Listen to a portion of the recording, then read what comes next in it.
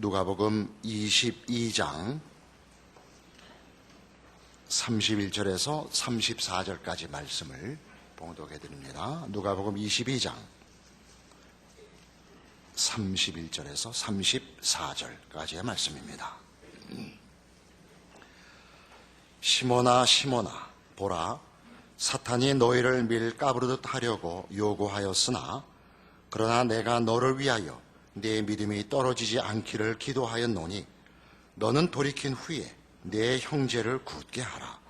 그가 말하되 주여, 내가 주와 함께 오게도 죽는 데에도 가기를 각오하였나이다. 이르시되 베드로야, 내가 네게 말하노니 오늘 닭 울기 전에 네가 3번 나를 모른다고 부인하리라 하시니라. 오늘 본문은 베드로의 3번 부인에 관한 예수님의 경고입니다. 베드로는 예수님의 고난과 잡히심에 대하여 진심으로 충성을 서약합니다.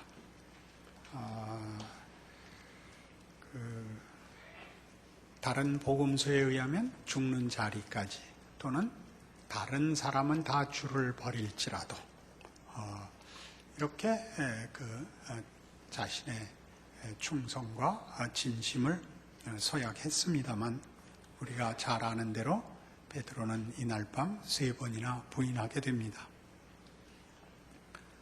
베드로의 부인은 우리에게 그 앞에 있었던 유다의 배신과 비교됩니다. 앞에 21절 보시면 그러나 보라, 나를 파는 자의 손이 나와 함께 상위에 있도다.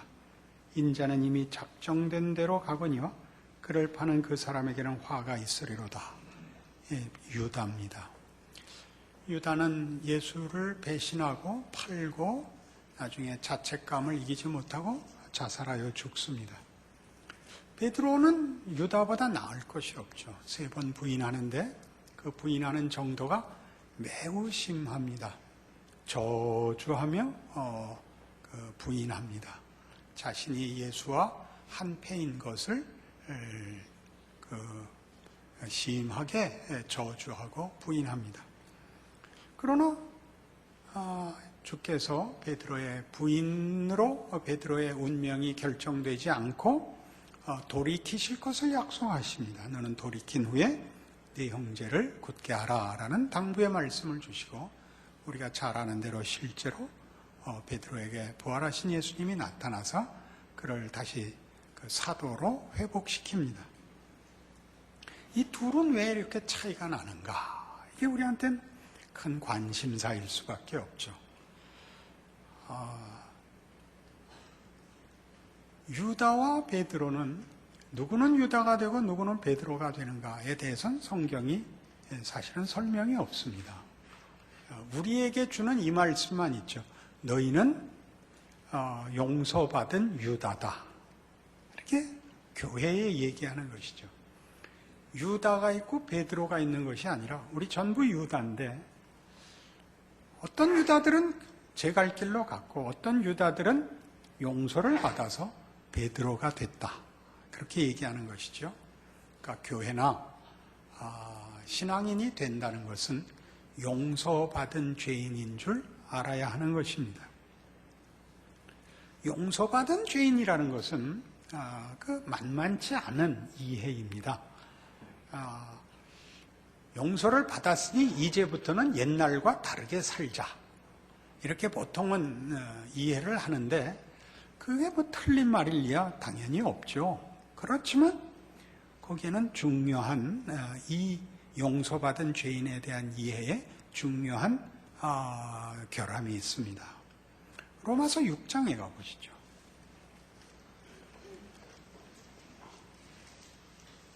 (245페이지) 신약성경 로마서 6장 3절입니다. 무릇 그리스도 예수와 합하여 세례를 받은 우리는 그의 죽으심과 합하여 세례를 받은 줄을 알지 못하느냐. 그러므로 우리가 그의 죽으심과 합하여 세례를 받음으로 그와 함께 장사되었나니, 이는 아버지의 영광으로 말미암아 그리스도를 죽은 자 가운데서 살리심과 같이 우리로 또한 새 생명 가운데서 행하게 하려 함이라. 새 생명 가운데서 행하게 하려고 예수께서 오시고 죽으셨답니다. 그러니까 우리의 용서는 잘할 수 있었는데 실패한 자를 용서하여 기회를 다시 한번 주는 것이 아니고, 예수로 말미암은 용서는 유다를 베드로로 바꿔놓는 용서랍니다. 여기가 보기보다 어렵죠. 그러니까 한 번 실패하고 용서를 받았으니 다시는 같은 죄를 짓지 말고 헌신하고 충성하자.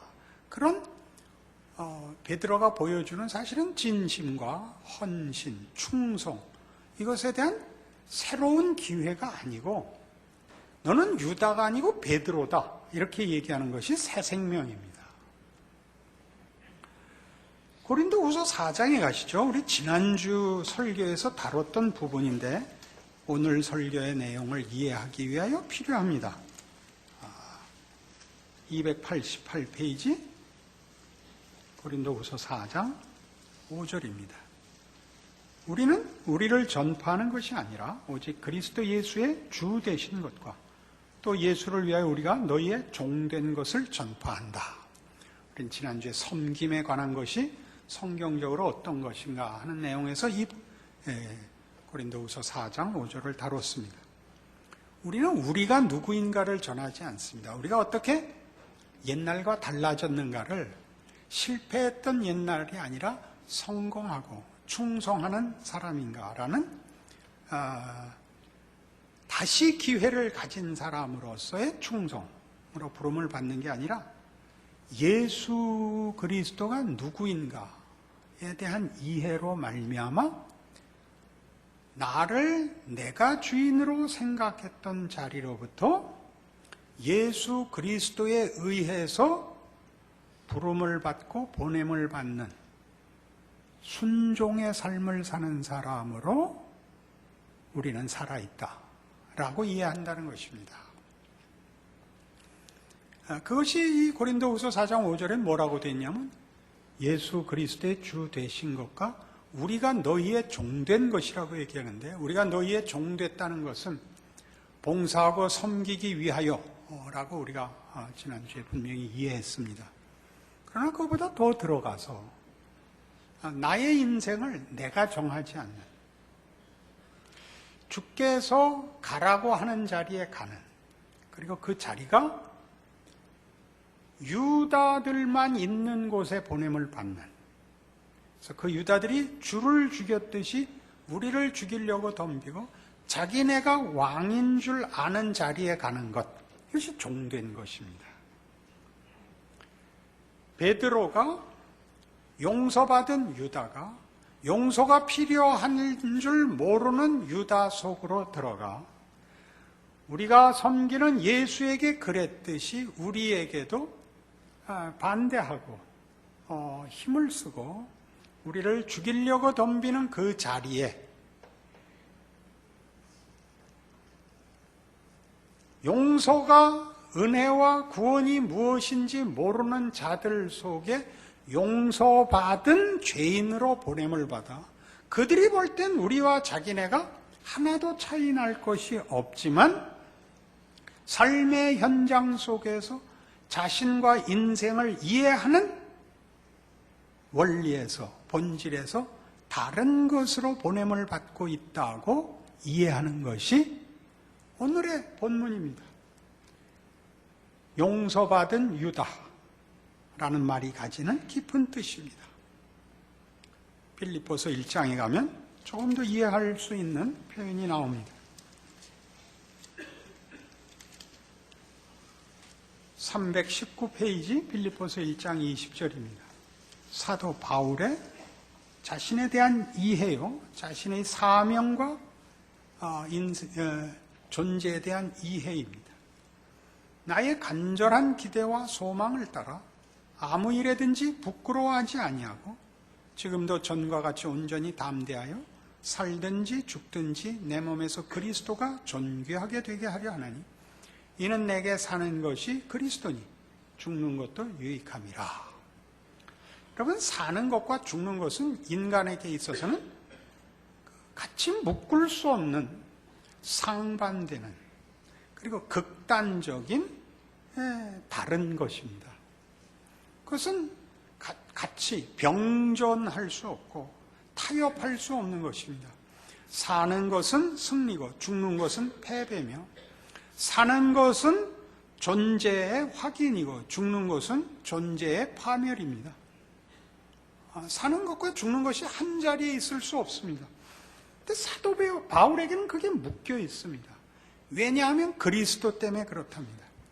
그리스도께서 나를 살라고 하면 사는 것이 의미 있는 것이요, 그리스도께서 나를 죽으라고 하면 죽는 것이 의미 있는 것이라고 그는 이해하고 있습니다. 그러니까 삶과 죽음이 우리에겐 동등한 가치를 함께 공존할 수 없는 상황임에도 불구하고 그에게 공동의 의미와 가치로 감수할 수 있는 이유는 예수 그리스도라는 주인에 의하여 그 모든 경우와 상태와 현실의 가치가 결정된다고 이해하는 것이죠. 그 이후의 얘기를 들으면 이 말이 갖는 의미를 조금 더 분명하게 알게 됩니다. 그러나 만일 육신으로 사는 이것이 내일의 열매일진데 무엇을 택해야 할는지 나는 알지 못하노라. 내가 그 둘 사이에 끼었으니 차라리 세상을 떠나서 그리스도와 함께 있는 것이 훨씬 더 좋은 일이라. 그렇게 하고 싶으나 내가 육신으로 있는 것이 너희를 위하여 더 유익하리라. 내가 살 것과 너희 믿음의 진보와 기쁨을 위하여 너희 무리와 함께 거할 이것을 확실히 아노니 내가 다시 너희와 같이 있으므로 그리스도 예수 안에서 너희 자랑이 나로 말미암아 풍성하게 하려 함이라. 바울의 고백은 여러분 우리 다 이해할 수 있는 표현을 쓰고 있습니다. 내가 살아야 되느냐 죽어야 되느냐 하는 그 일종의 고민 속에 있는데 죽는 것이 훨씬 좋다. 왜냐하면 사는 것이 고통이니까. 죽어서 빨리 주를 만나 평안과 끝장을 보고 싶다. 그러나 너희를 위하여 살고 싶다. 너희를 위하여 살고 싶다는 것은 이 앞에 있는 얘기를 빼먹으면 안 됩니다. 살아있어야만 쓸모있는, 죽으면 그만인 그런 차원에서는 도무지 이해할 수 없는, 나는 당연히 사는 것이 고통스러우니까 죽는 것이 훨씬 난데 너희를 위하여 살겠다는 것은 고통을 연장하겠다는 뜻이죠. 내가 내 인생의 고통을 너희를 위하여 기꺼이 연장하마. 그리하여 너희 자랑이 풍성하게 하기를 원한다. 어떤 자랑?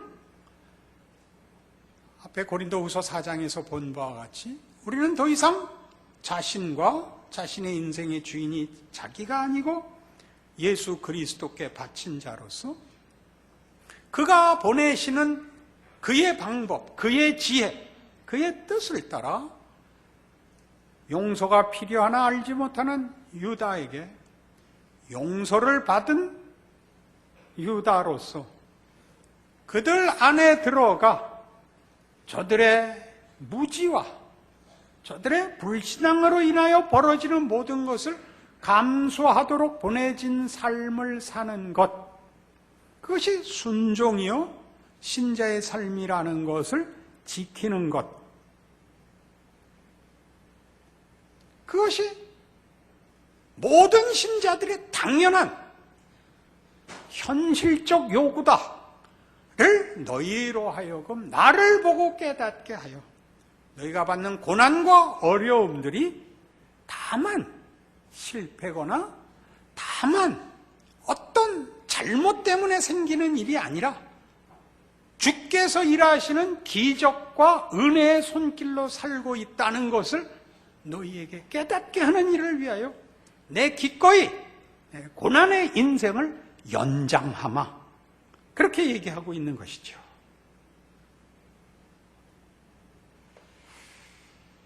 그러니까 예수는 너무 일찍 믿으면 안 되는 것입니다. 시편 105편에 가보실까요? 이런 식으로 신앙생활을, 현실을 이해하라고 하면 누가 예수 믿겠습니까? 그죠? 참 만만치 않은 내용이죠. 여기에 아주 하나님의 지혜와 능력이 감춰져 있다고 성경은 말합니다. 구약성경 879페이지 시편 106편 16절입니다. 105편 16절입니다. 그가 또 그 땅에 기근이 들게 하사 그들이 의지하고 있는 양식을 다 끊으셨도다. 그가 한 사람을 앞서 보내셨으며 요셉이 종으로 팔렸도다.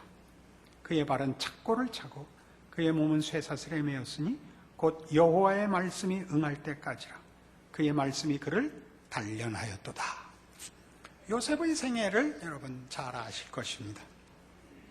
형들에게 미움을 받아 종으로 팔리고 애굽에 팔려가 남의 집에 종노릇하다가 무고를 당하여 감옥에 갇히고 그러나 나중에 풀려나서 애굽의 총리가 된 사람입니다. 그가 총리가 되고 그리하여 온 세상을 구하고 자기 가족을 구하게 된 일로 인하여 결과를 이해하기 위한 원인을 자꾸 만들죠. 그래서 요셉은 믿음의 사람이었다, 인내의 사람이었다, 비전의 사람이었다, 그는 감옥 속에서도 믿음을 놓지 않았다. 그건 우리가 만든 얘기들입니다. 성경은 반대로 얘기합니다. 한 사람을 앞서 보냈는데 어떻게 앞서 보냈죠? 그가 애굽에 간 것은 종으로 팔려가는 것입니다.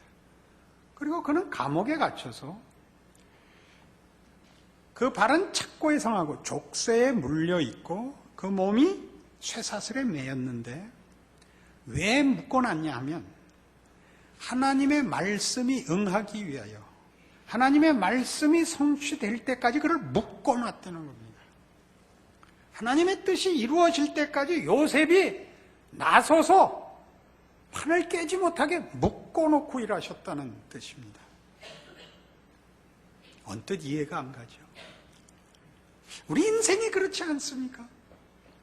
예수를 믿었는데 예수를 믿지 않고 그냥 산다 할지라도 한 인생이 보람 있고 무슨 성취가 있고 무슨 자랑이 있고 그래야 하는 것 아닙니까? 그러긴 만만치 않습니다. 보통 인생으로서 우리의 인생이 별 볼 일 없다면 가지고 어떻게 수긍을 하겠는데 예수까지 믿었잖아요. 내가 나를 위해서 사는 것이 아니라 나라와 민족과 세상과 하나님의 공의와 정의와 평화와 은혜와 베푸시는 기적을 위해서 살기로 결심을 했는데도 우리의 인생이 묶여 있단 말이죠. 그 묶여 있는 것이 그냥 다만 조건과 환경으로만 묶여 있는 것이 아니라 내면적으로도 그렇습니다. 요셉은 여기 있는 대로 그 발이 족쇄에 묶이고 그 몸이 쇠사슬에 묶였는데 그 몸이라는 몸은 원어는 혼입니다. 그 혼이 쇠사슬이 뚫었다라는 뜻입니다. 혼비백산했죠. 넋이 빠져 있었다는 뜻입니다. 여러분들 주일날 오시면 표정 좋은 사람은 거의 없습니다. 왜 그렇죠?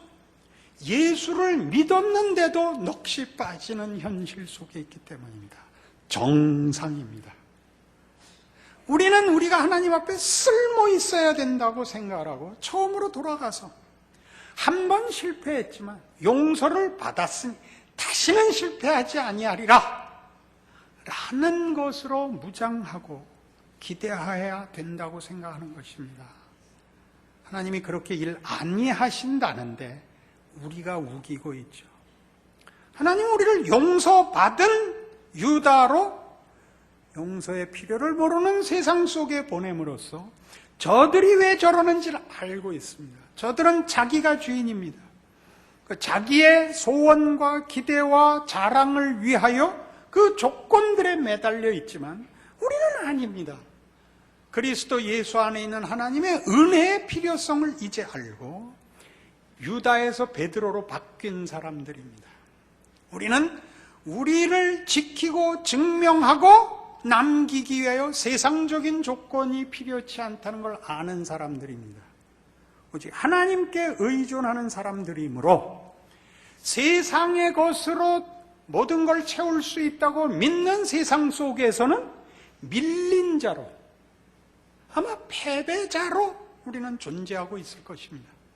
그러나 세상 사람들이 용서의 필요를 모르는 유다들이 은 30냥을 받아주는 것이 모두인 것 같이 사는 데에서 우리는 우리의 고난과 우리의 어떤 억울함과 어떤 그 갈등과 이 어려움을 기꺼이 살기로 하는 것으로 차별화될 뿐입니다. 그것이 예수를 믿는다는 뜻입니다. 하나님이 이 길을 가게 하셨으니 하나님이 결과를 책임지신다. 어떻게 하는지는 모르지만 이미 예수를 보내신 것으로 나는 족하다. 더 이상 필요한 것은 없다. 이것이 신자의 생애인 것입니다. 이 요셉 이야기는 이스라엘의 역사를 간략히 회고함으로써 이스라엘 백성들에게 하나님의 일하심의 기이함을 증언하는 시입니다. 그래서 1절에 이렇게 나옵니다. 여호와께 감사하고 그의 이름을 불러 아뢰며 그가 하는 일을 만민 중에 알게 할지어다. 그에게 노래하며 그를 찬양하며 그의 모든 기이한 일들을 말할지어다. 그의 거룩한 이름을 자랑하라. 여호와를 구하는 자들은 마음이 즐거울지로다. 여호와와 그의 능력을 구할지어다. 그의 얼굴을 항상 구할지어다. 그의 종 아브라함의 후손 곧 택하신 야곱의 자손 너희는 그가 행하신 기적과 그의 이적과 그의 입의 판단을 기억할지어다. 이스라엘아, 하나님의 일하심의 기이함을 보라. 이스라엘 백성의 역사는 순탄치 않습니다. 늘 배반과 실패가 반복되는 역사입니다.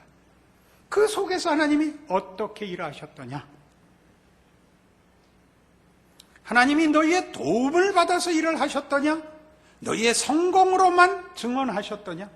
너희의 실패와 못남 속에서 하나님이 무엇을 만드셨는가 보라. 기이한 일, 그 입의 판단, 그의 지혜와 능력, 분별을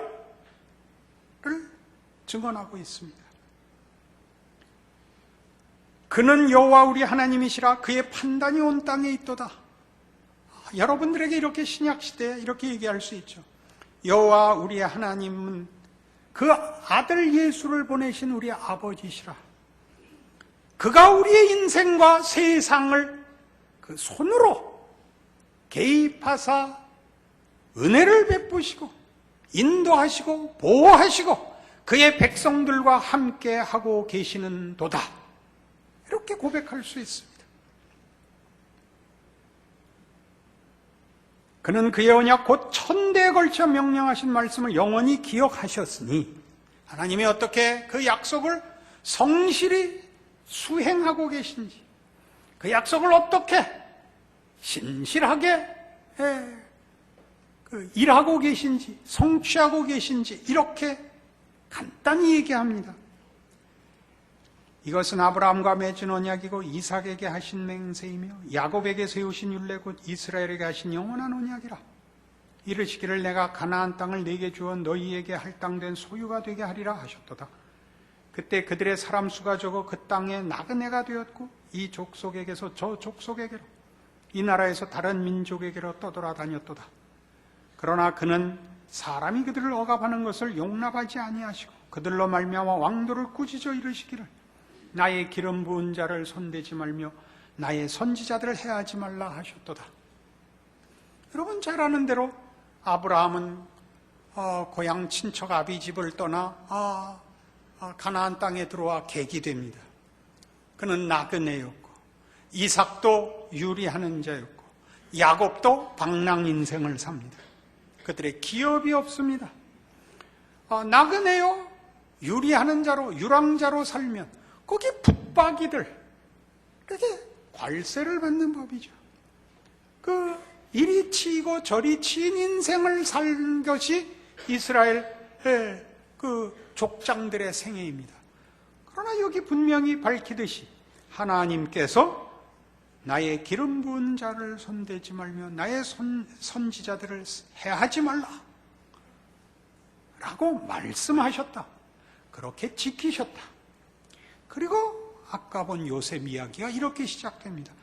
또 그가 또 땅에 기근을 주십니다. 유리하고 방랑자고 억울한 계기고 고단한 인생을 사는 중에 기근을 또 보내사 엎친 데 덮친 격으로 설상가상으로 그의 택하신 백성들의 인생의 고단함을, 고통과 괴로움을 더하십니다. 그리고 요셉은 북드럼에서 꼼짝도 못하게 넋이 빠지게 해놓고 하나님은 일을 하십니다. 무슨 일을 하시죠? 온 세상을 구하고 요셉의 가족을 구합니다. 이것이 우리의 신자된 정체성입니다. 이해해야 할 신앙 현실입니다. 물론 어떤 사람들은 특별하게 쓰이는 사람들이 있습니다. 성경에도 있죠. 모세가 있고 다윗이 있고 엘리야가 있고. 그러나 이 사람들은 다 보시면 그 사람들이 그렇게 해서 그 인생이 형통했다는 증인으로는 등장하지 않습니다. 모세는 하나님 앞에 부름을 받기까지 그 애굽의 왕자로 크다가 자기의 정체성을 알고 자기 나라, 자기 민족 편을 들었다가 쫓겨가서 미디안 광야에서 40년을 보냅니다. 요셉이 쇠사슬에 매여 넋이 빠졌다면 모세는 광야에서 40년 동안 정말 그 영혼이 말라버립니다. 그 다음에 80세에 하나님이 부르시죠. 모세는 당연히 반발합니다. 여태껏 뭐하고 계시다가 이제 와서 부르십니까? 모세의 반발 속에는 그 허망한 지나간 40년에 대한 울분이 있죠. 납득 못할 불만이 있죠. 다윗은 골리앗 쳐부시고 그리고 얼마나 오랫동안 피난살이를 해야 되는지 모릅니다. 사울에게 쫓겨 늘 도망을 다녀 더 이상 피할 데가 없어 적국으로 도망가는데 그 적국에서는 한번 어떤 적들에게 도전을 받아 그 집을 비우고 있는 사이에 그 아말렉 족속이 쳐들어와서 재산과 부녀자들을 홀딱 잡아갑니다. 그 돌아온 다윗과 그의 부하들이 그 현실을 보고 망연자실해서 더 이상 울 기운이 없을 때까지 울었다. 성경은 기록하고 있습니다. 더 이상 울 기운이 없을 때까지 울었다.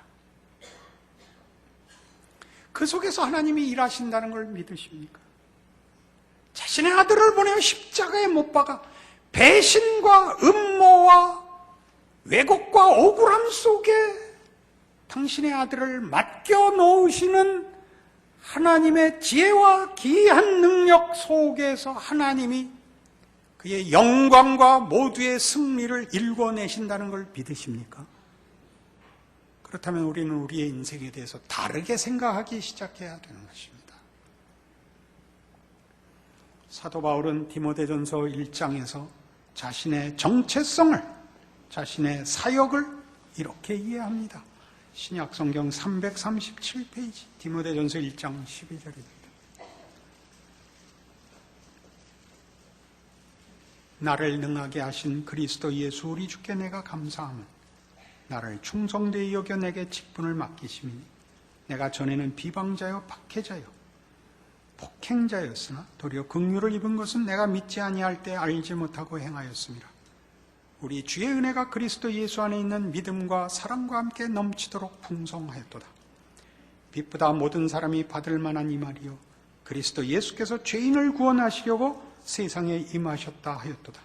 죄인 중에 내가 괴순이라. 그러나 내가 긍휼을 입은 까닭은 예수 그리스도께서 내게 먼저 일체 오래 참으심을 보이사 후에 주를 믿어 영생 얻는 자들에게 본이 되게 하려 하심이라. 바울이 깨닫는 그의 사역은 뭡니까? 자신으로 인하여 하나님이 용서하는 분이요, 새롭게 부활 능력을 부여하는 분이라는 것을 증언하기 위하여 죄인의 괴수로 부름을 받았다는 것을 압니다. 용서받은 유다, 용서가 필요한 존재, 우리가 우리의 주인이 되어서는 사망으로 이를 수밖에 없는 우리를 하나님이 그 아들 예수 안에서 불러 승리로 끝나게 하는 자리로 하나님이 은혜로 불러준 자. 그래서 더 이상 내가 나를 위하여 살지 않고 예수 그리스도를 주로 섬겨 그를 보내신 아버지의 자녀로 그의 지혜와 능력을 따라 보내시고 맡기시는 모든 형편에 대하여 순종하고 항복하여 바보가 되기로 하는 길을 기꺼이 가겠노라. 그렇게 걸었노라. 그게 나다. 그래서 나를 본 자는 모두가 쟤도 용서를 받았으니 나는 물론 받을 것이다 라고 자기의 사명과 인생을 쓰고 있다. 그래서 17절 결론이 이겁니다. 영원하신 왕, 곧 썩지 아니하고 보이지 아니하고 홀로 하나이신 하나님께 존귀와 영광이 영원 무궁하도록 있을지어다. 아멘. 이것이 신자 된 정체성이요, 힘이요, 하나님의 방법이요, 일하시는 현실이라는 것을 이해 못한다면 신자의 인생은 늘 넋이 빠져있게 마련입니다. 안다고 해서 고통이 경감되는 것은 아니지만, 그러나 믿음을 제대로 이해하여 여러분의 인생을 이해한다면 그것이 명예롭고 영광된 인생이요, 하나님이 인도하시는 능력의 자리라는 것을 아는 기쁨이 여러분을 세상의 유혹과 위협 앞에서 이기게 하실 것입니다. 이 인생으로 부름받은 줄 아는 승리와 순종이 있기를 바랍니다. 기도하십시다. 하나님 아버지 은혜를 감사합니다. 하나님을 아버지로 모시고 예수를 믿는 믿음 안에서 우리의 삶이 쓰여지고 있고 우리가 그 부름에 순종하여 이 위대한 길을 살 수 있게 되었으니 감사합니다. 이 세상의 유혹과 시험 앞에서 우리의 자랑과 우리의 믿음을 놓치는 일이 없도록 붙들어 주시고 세상으로 하여금 우리가 누구인지, 우리에게 베풀어진 은혜와 용서가 무엇인지를 알게 하시는 하나님의 은혜와 기적이 더 많이 일어나도록 오늘도 우리 마음에 순종과 믿음을 붙드사 우리의 인생을 오직 예수 그리스도 안에서 하나님께 붙들어 맨 인생인 줄 아는 충성과 인내가 승리하는 인생 되도록 축복하여 주시옵소서. 지금은 우리 주 예수 그리스도의 은혜와 하나님 아버지의 극진하신 사랑과 성령님의 교통하심이 하늘 하나님을 감히 하나님이라 부를 수 있는 자녀된 인생이요 존재인 것을 기억하고 감사와 충성을 약속하고 돌아가는 심령들 위해 영원토록 함께 있을지어다. 아멘.